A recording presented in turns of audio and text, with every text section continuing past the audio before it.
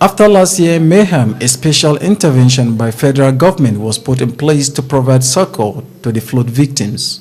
However, problems arose while disbursing the relief materials to the affected victims.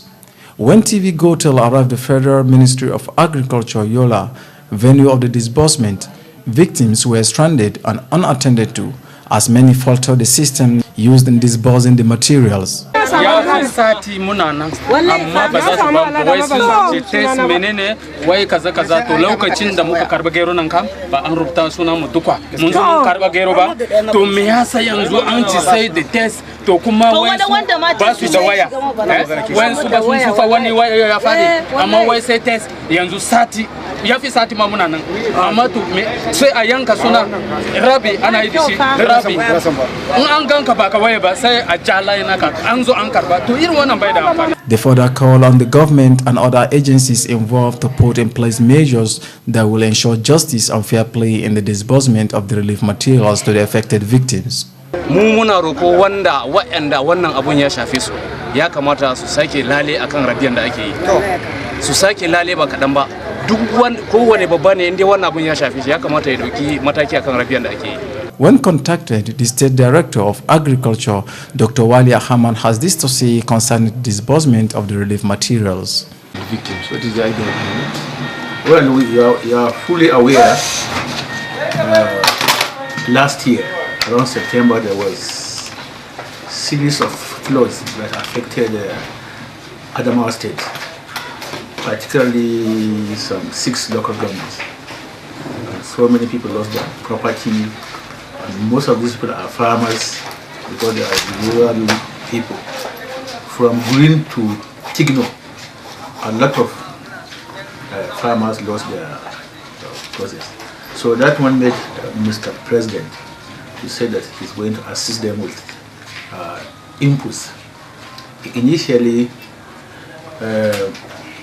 we were able to gather some data from Adamawa State Emergency Management Agency of those who were in camp, and we had over 14,000 flood victims that were in camp, and the federal government provided to each of the victims 2 bags of assorted grains. And that was the first palliative measure that was taken. For example, Lamude, over 7,000 victims got 2 bags of salt. The Honorable Minister is aware such things can happen. He is aware that he knows Nigerians can beat any policy that's being made. But the way it's being done now is, at each detection center, you have a private sector representative, that is the agro dealer. There is a representative of the company that's supplying those commodities. Then you have a staff of the State Ministry of Agriculture, in most cases the ADPs. We have a staff there who can be an extension worker. Then we have our staff, we will call them helpline staff.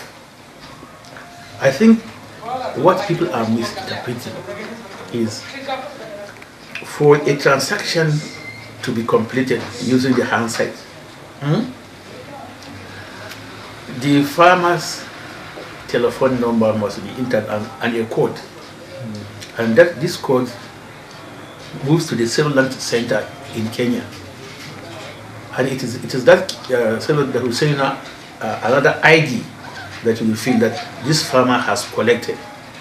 In these cases, the farmer may be told to purchase 100 naira worth of credit card. Yes, no, 100 naira worth of airtime voucher. This, which if he has enough money on his handset, he doesn't need to do that. Yeah, that's the only thing.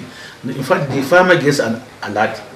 If the farmer gets an alert, he comes to the center, and then a code is entered. If he wants maize, maize has a code. If he wants urea, urea has a code. If he wants NPK, NPK has a code. If he wants agrolyzer, agrolyzer has a code. Sharif Al Hassan, Gote News.